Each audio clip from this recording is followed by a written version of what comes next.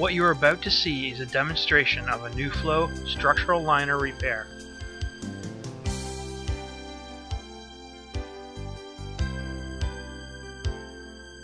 New flow structural liners are composed of a felt tube, rubber bladder, and two-part epoxy resin.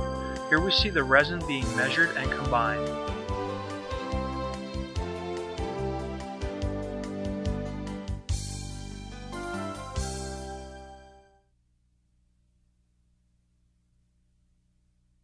The prepared epoxy is poured into the space between the felt liner and the rubber bladder.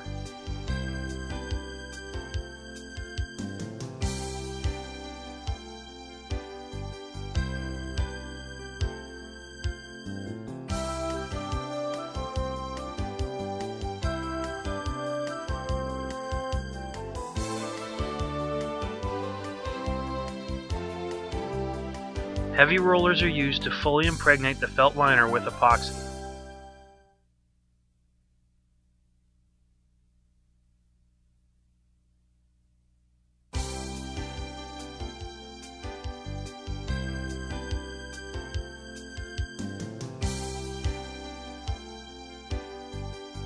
The liner is folded in half and taped so that it will enter the pipe easily.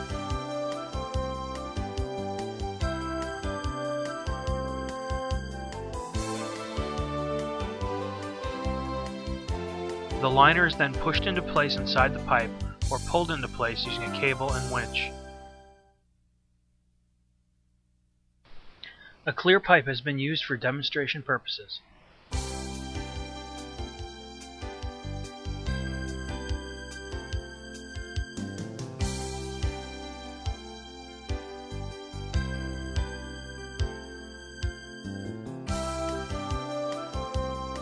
A rubber bladder inside the liner is inflated.